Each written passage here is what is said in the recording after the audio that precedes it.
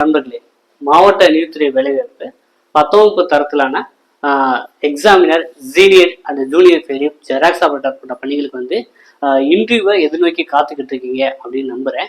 So இன்டர்வியூக்கு வந்து எந்த மாதிரினாலாம் நம்ம ப்ரிப்பேர் பண்ணிட்டு போனோம் அப்படிங்கிற பேசிக் ஐடியாஸ் தான் இன்றைய காணொலியில் இருக்க போது.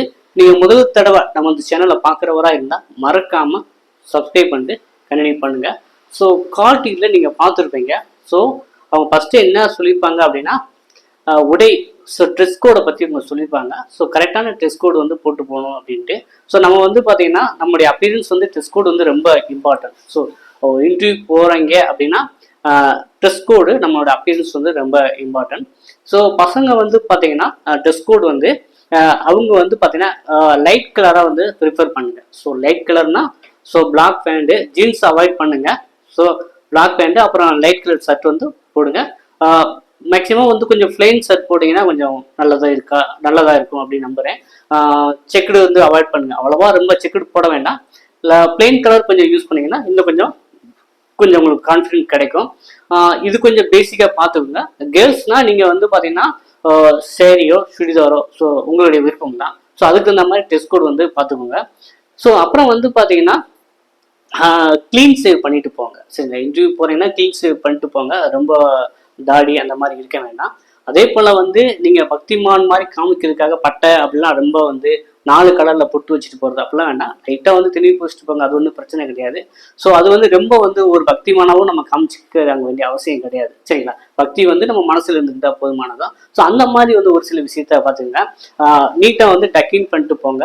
அதே போல் நீங்கள் ஷூ போட்டு போகலாம்னா கண்டிப்பாக வந்து நீங்கள் ஷூ போட்டு போகலாம். ஸோ இந்த மாதிரி வந்து உங்களோட ட்ரெஸ் கோடை வந்து பார்த்துட்டு போங்க. அதுக்கு முன்னாடி வந்து என்ன விஷயம் அப்படின்னா சர்டிஃபிகேட் வெரிஃபிகேஷனுக்கு தேவையான எல்லா சர்டிஃபிகேட்டும் ப்ராப்பராக வந்து கொண்டு போங்க. ஓகேங்களா, சர்டிஃபிகேட் வெரிஃபிகேஷன் அப்புறம் வந்து பார்த்தா உங்களுக்கு இன்டர்வியூ நடக்க போகுது. ஸோ இன்டர்வியூவில் வந்து பார்த்தீங்கன்னா ஸோ நீங்கள் வந்து ஒரு மேனர்லிசம் இருக்குது. ஸோ கண்ணை புருவத்தை உரட்டுறது, ஸோ கண்ணை எப்படி பார்க்குறது, கையை இப்படிலாம் ஆட்டுறது. ஸோ அந்த மாதிரி ஒரு பிஹேவியரை வந்து நீங்கள் கண்ணாடி முன்னாடி பேசின்னு கொஞ்சம் அவாய்ட் பண்ணிக்கோங்க. ஸோ ஒரு சில வந்து நேச்சுரலே வந்து பார்த்தீங்கன்னா இப்படி தான் பேசுவாங்க. இல்லாட்டி கண்ணை புருவத்தை உயர்த்திட்டு பேசுவாங்க. சில பேர் கையை ஆட்டிட்டுலாம் பேசுவாங்க. ஸோ அந்த மாதிரி இல்லாமல் நம்ம இப்போ வந்து பார்த்தீங்கன்னா உங்கள் நீதிபதிகள் தான் இருப்பாங்க. ஸோ அவங்க முன்னாடி நம்ம பேச போகிறோம் அப்படிங்கிறத பார்த்துக்கோங்க. அதனால வந்து ஸோ நம்ம ஒரு மேனலிசம் வந்து பார்த்தீங்கன்னா உங்கள் ஃப்ரெண்ட்ஸுக்கிட்ட வந்து நீங்களாம் பேசி காட்டுங்க. ஸோ அவங்களே வந்து பார்த்தீங்கன்னா நீ ஓவரா பண்ணுற மாதிரி இருக்கலாம் அந்த மாதிரி வந்து ஒரு ஃபீட்பேக் கொடுப்பாங்க. சரிங்களா, அதனால வந்து நீங்கள் இன்டர்வியூக்கு போகிறதுக்கு முன்னாடி செல்ஃப் இன்ட்ரொடக்ஷன், ஸோ அதாவது நீங்கள் தமிழ்லேயே பேசலாம், ஒன்றும் பிரச்சனை கிடையாது. செல்ஃப் இன்ட்ரொடக்ஷன்னா என்னன்னா உங்க பேரு, நீங்க யாரு, எங்கிருந்து வரீங்க, உங்க ஊரு எந்த ஊரு, என்ன படிச்சிருக்கீங்க, உங்களுடைய எக்ஸ்பீரியன்ஸ் எது இருக்கா, அப்புறம் வந்து பாத்தீங்கன்னா என்ன கல்வி தகுதி, அப்புறம் வந்து அப்பா அம்மா என்ன பண்றாங்க, ஸோ நீங்க மேரிட் ஆச்சுன்னா நீங்க ஒய்ஃப் என்ன பண்றாங்க, உங்க பசங்க என்ன பண்றாங்க, இந்த மாதிரி வந்து நீங்க ஒரு செல்ஃப் இன்ட்ரொடக்ஷன் கொடுக்குற மாதிரி இருக்கும். சரிங்களா, இந்த செல்ஃப் இன்ட்ரொடக்ஷன்ல வந்து ஷார்ட் அண்ட் ஸ்வீட்டா கொடுக்குற மாதிரி வந்து கண்ணாடி முன்னாடி பேசி பாருங்க. ஸோ உங்க பேர் வந்து ராஜானா, என் பேர் ராஜா, நான் வந்து திருச்சியிலேருந்து வரேன், நான் வந்து பார்த்தீங்கன்னா பிஎஸ்சி மேக்ஸ் படிச்சிருக்கேன். இந்த மாதிரி வந்து கண்டினியூஸாக ஒரு ஃப்ளோவில் வந்து அழுத்தம், அதாவது என்னன்னா ரொம்ப திக்கல் திணறல் இல்லாமல் தெளிவாக வந்து பேச பாருங்க. ஓகேங்களா, அப்போ வந்து நீங்கள் வாய்க்குள்ளேயே மறுபடியும் அதை சொல்லுவாங்க, முனமுன மாதிரி பேசக்கூடாது. நீங்கள் பேசுறது மற்றவங்களுக்கும் கொஞ்சம் கேட்கணும். ரொம்ப லவுடாக பேசக்கூடாது, மற்றவங்களுக்கு கேட்குற மாதிரி கொஞ்சம் லவுடாக பேசி பாருங்க. ரொம்ப சத்தம் போட்டு பேச வேண்டாம். சரிங்களா, ஸோ நம்ம பேசுறது மற்றவங்களுக்கு கேட்கணும். ஸோ அந்த மாதிரி வந்து ஒரு சில பேர் வந்து பேசுறதுன்னா அவங்க பேசுறதே கேட்காது, வாய்க்கிலேயே முணங்குற மாதிரி இருக்கும். ஸோ அந்த மாதிரி பிஹேவியர்லாம் கொஞ்சம் அவாய்ட் பண்ணிருங்க. ஏன்னா நீங்க எவ்வளவு தூரம் படிச்சு வந்துட்டீங்க, அப்ப இன்டர்வியூல வந்து பாத்தீங்கன்னா இந்த மாதிரி ஒரு சின்ன வந்து கரெக்ஷன் வந்து கொஞ்சம் பண்ணிட்டு போங்க. ஓகே, அப்புறம் வந்து பாத்தீங்கன்னா செல்ஃப் இன்ட்ரொடக்ஷன் பார்த்துட்டோம். அடுத்து வந்து பாத்தீங்கன்னா அவங்க வந்து அடுத்த கட்ட கேள்வி என்னவா இருக்கும் அப்படின்னா நீங்க என்ன படிச்சிருக்கீங்களோ அதுல இருந்து ஒரு கொஸ்டின்ஸ் கண்டிப்பா கேட்பாங்க. ஸோ நீங்க வந்து பிசிக்ஸ் படிச்சிருக்கீங்க அப்படின்னு சொன்னீங்கன்னா பிஎஸ்சி பிசிக்ஸ் படிச்சிருக்கேன் அப்படின்னா பிசிக்ஸ்லேருந்து ஏதோ 2 லா கேட்கலாம். ஓகேங்களா, அப்போ நீங்கள் வந்து என்ன படிச்சிருக்கீங்களோ, சரி என்ன டிகிரி படிச்சிருக்கீங்களோ, டிப்ளமோ படிச்சிருக்கீங்களோ, அதை பேஸ் பண்ணி ஒரு சில கொஸ்டின்ஸ் இருக்கும். அதுக்கு தகுந்த மாதிரி நீங்கள் பிஎஸ்சி கெமிஸ்ட்ரி படிச்சிருக்கேன், பிஏ எக்கனாமிக்ஸ் படிச்சிருக்கேன், பிஏ ஹிஸ்ட்ரி படிக்கணும், அதுலேருந்து பேசிக் வந்து ஒரு ஃபண்டமெண்டலாக நெட்டில் படிச்சுட்டு போங்க. ஏன்னா அதுலேருந்து கொஸ்டின் கேட்கலாம். அப்புறம் வந்து பார்த்தீங்கன்னா உங்க ஊரை பத்தி, நீங்க உங்க மாவட்டத்தின் சிறப்புகள் என்ன, உங்க மாவட்டத்துல என்ன சிறப்பா இருக்கு. சரிங்களா, டூரிஸ்ட் பிளேஸா இருக்கட்டும், இல்ல வேற ஏதோ இனியாத பிளேசஸா இருக்கட்டும், உங்க மாவட்டத்துல யாரு அமைச்சரா இருக்கா. ஸோ அந்த மாதிரி வந்து நீங்க போறதுக்கு முன்னாடி தமிழ்நாட்டிலோட அமைச்சர்கள் என்ன, அவங்க பேரு என்னென்ன துறை இருக்காங்க, குறிப்பா வந்து சட்டத்துறை அமைச்சர், இந்த மாதிரி பேசிக்கா வந்து அமைச்சர்கள் பேரு, கவர்னர் யாரு, இப்ப தற்போதைய முதல்வர் வந்து எத்தனையாவது முதல்வரா இருக்காங்க, தமிழ்நாட்டின் முதல்வர் யாரு, அது சென்னை உயர்நீதிமன்றத்தின் கிளை வந்து மதுரையில் இருக்கும், அது எந்த ஆண்டு வந்து தொடங்கினாங்க. ஸோ 2004. அப்ப சென்னை உயர் நீதிமன்றத்தின் கிளை வந்து மதுரையில் இருக்கு, அது எந்த ஆண்டு தொடங்கப்பட்டது, 2004. இதே போல நீதிமன்ற சம்பந்தமான சில வேர்டிங்ஸ், ஜூமோட்டோ வழக்குன்னு சொல்லுவாங்க. ஜூமோட்டோனா ஜொமோட்டோ நீங்க டெலிவரி பாய் அப்படின்னு நினைச்சீங்க. ஜூமோட்டோ அப்படின்னா வந்து தானாக முன் வந்து நீதிமன்றமே ஒரு வழக்கை வந்து எடுத்துக்குவாங்க. சரிங்களா, ஜூமோட்டோன்னா அதுதான் அர்த்தம். ஸோ இந்த மாதிரி வேர்டு. அப்புறம் வந்து பாத்தீங்கன்னா சில பேசிக்க வேர்ட்ஸ் வந்து நீங்க தெரிஞ்சு வச்சுக்கணும். உங்க வந்து நீங்க வந்து பாத்தீங்கன்னா ஃபெயிலிப்னா என்ன, அதே போல வந்து எக்ஸாமினோட என்ன, அப்புறம் ஜூனியர் ஃபெயிலிப்னா என்ன. ஸோ அந்த ஒரு பணிகள் வந்து நீங்க வந்து கொஞ்சம் விசாரிச்சுட்டு அது என்ன மாதிரி கொஞ்சம் பேசிக்கா வந்து தெரிஞ்சுட்டு போங்க. அதே போல வந்து இப்போ தற்போதைய உச்ச நீதிமன்றத்தின் தலைமை நீதிபதி யாரு, சென்னை உயர் நீதிமன்றத்தின் தலைமை நீதிபதி யாரு, அப்புறம் வந்து பாத்தீங்கன்னா இந்தியாவில மொத்தம் வந்து எத்தனை உயர் நீதிமன்றங்கள் இருக்கு.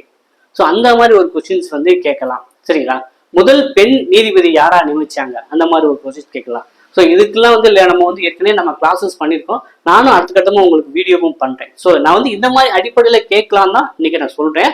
இது சம்பந்தமா நீங்க நெட்ல சர்ச் பண்ணீங்களே உங்களுக்கான சொல்யூஷன் வந்து கிடைக்கும். ஓகேங்களா, அப்ப நீதிமன்றம் சம்பந்தமாகவும் சில வேர்டிங்ஸ் வந்து தெரிஞ்சு கொண்டு போறது இன்னும் ஒரு சால சிறந்த ஒரு நல்லதொரு முடிவா இருக்கும். சரிங்களா, அப்புறம் வந்து கரண்ட் ஈவெண்ட்ஸ்.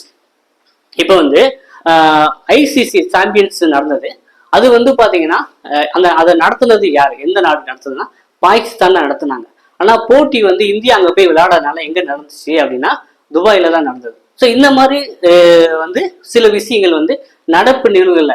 அப்புறம் வந்து தமிழ்நாடு அரசு வந்து பாத்தீங்கன்னா என்னென்ன திட்டங்கள், ஸோ இப்ப வந்து நிறைய வந்து பாத்தீங்கன்னா இல்லம் தேடி கல்வி, இப்ப நிறைய வந்து பாத்தீங்கன்னா ஒரு திட்டம் கவர்மெண்ட் ஸ்கீம் போட்டிருக்காங்க. இப்ப உதாரணமா கூட வந்து பாத்தீங்கன்னா சமீபத்துல வந்து 1000 வந்து முதல்வர் மருந்துகள் தொடங்கி வச்சாங்க.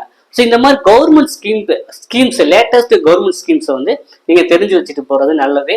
அதே போல தமிழகத்தின் டிஜிபி யாரு, அதே போல வந்து தலைமைச் செயலாளர் யாரு, கவர்னர் யாரு, அப்புறம் சட்டப்பேரவையின் தலைவர், சரிங்களா, சட்டப்பேரவை அவைத் தலைவர் சொல்லுவாங்க, அப்பாவும் இருக்காங்க. சரிங்களா, ஸோ இந்த மாதிரி வந்து பேசிக்கா வந்து தமிழ்நாட்டை பத்தியும் தமிழக அமைச்சர்களை பத்தியும் அவங்க பேரு, அவங்க என்ன துறைகள் அப்படிங்கிறது சரிங்க. அதே போல மத்தியிலுமே வந்து பாத்தீங்கன்னா மத்திய சட்டத்துறை அமைச்சர் யாரு, மத்திய அமைச்சர்களும் சில நீங்க பேசிக்கா தெரிஞ்சுட்டு வச்சுட்டு போறது நல்லது. அதே போல வந்து பாத்தீங்கன்னா இந்திய ரிசர்வ் வங்கியின் கவர்னர் யாரு, முப்படைகளின் தலைமை தளபதியா இப்ப யார் இருக்கா, சமீபத்துல வந்து பாத்தீங்கன்னா இஸ்ரோ வந்து எந்த ராக்கெட் வந்து 100வது ராக்கெட் லான்ச் பண்ணாங்க, அது எப்ப நடந்தது. இந்த மாதிரி பேசிக்கா நீங்க டே டு டே லைஃப்ல வந்து நீங்க நியூஸ் பேப்பர் படிச்சீங்க அப்படின்னா அவங்க கேட்கிற எல்லா விதமான கேள்விகளுக்கும் அழகா பதில் சொல்லாங்க.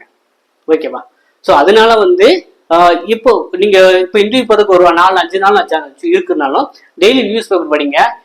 இன்னைக்காவது இன்னைக்கு இப்போ நாளைக்கு இன்டர்வியூ போறேன்னா இன்னைக்கு நடந்ததை கூட அவங்க நாளைக்கு கொஸ்டினா கேட்கலாம். நீங்க வந்து கரண்ட் ஈவெண்ட்ல வந்து ஒரு அவேர்னஸ் இருக்குன்னு, அதனால வந்து நடப்பு நிகழ்வுகள் நல்லா தெரிஞ்சுட்டு போங்க. கோர்ட்டு சொந்தமா சில வேர்டிங்ஸ் இருக்கும், அதை கொஞ்சம் தெரிஞ்சு வச்சுட்டு போங்க. அப்புறம் வந்து அவங்கள்ட்ட கொஸ்டின் கேட்பாங்க, ஏன் வந்து இந்த பணிக்கு வரீங்க அப்படிங்கிற கொஸ்டின்ஸ் வந்து எழலாம். அப்போ வந்து உங்களுடைய பதில், ஸோ நான் என்கிட்ட கேட்டாங்கன்னா என்ன பதில் சொல்லிப்பேன்னு நான் சொல்லுறேன்.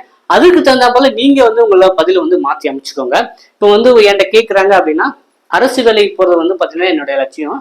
என்னுடைய குடும்பத்துல வந்து யாருமே அரசு வேலையில இல்லை, அதனாலதான் நான் வந்து அரசு வேலை வாங்கணும் அப்படிங்கிற ஒரு முனைப்புல வந்து நான் வந்து இருக்கேன். ஸோ அதனாலதான் நான் வந்து குறிப்பா வந்து நீதிமன்ற பணிகளுக்கு வந்து எனக்கு ரொம்ப பிடிச்சமான கூட இது ஒரு சமூக பணியும் கூட. அதனாலதான் நான் வந்து இந்த மாதிரி அரசு வேலைக்கு வந்து ப்ரிப்பேர் பண்ணி தயாராகிட்டு இருக்கேன் அப்படிங்கிற பதில வந்து நான் சொல்வேன். ஸோ நீங்க வந்து எப்படி சொல்வீங்க அப்படிங்கிறத நீங்களாம் பேசி பார்த்துட்டு கண்ணாடிலாம் கொண்டு போங்க.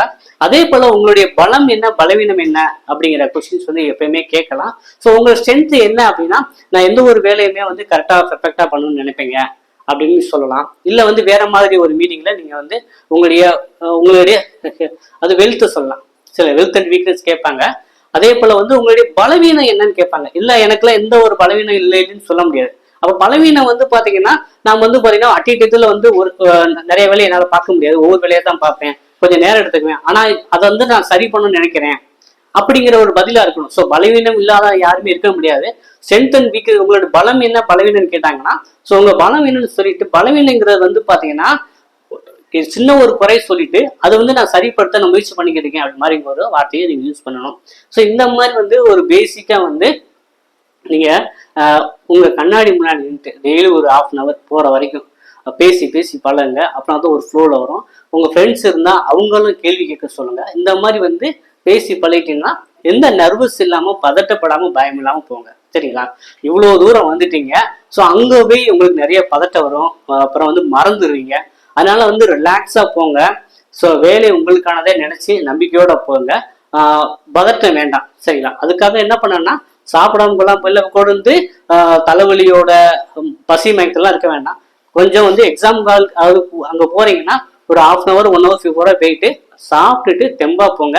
ஃபோன் கொண்டு போறதுக்கு முன்னாடி, இன்டர்வியூ ஹால் போறதுக்கு முன்னாடி ஃபோன் எல்லாமே வந்து பேக்லேயே வச்சுட்டு போயிருங்க. அங்கே போய் திடீர்னு கால் வந்துடலாம், சுவிச் ஆஃப் பண்ண மறந்துடலாம்.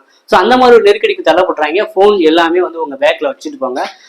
அதே போல் வந்து பார்த்தீங்கன்னா அது ஹேண்ட் போட்டிங்கன்னா அது வந்து பட்டன் போட்டுங்க. சரிங்களா? பட்டன் போட்டு போங்க.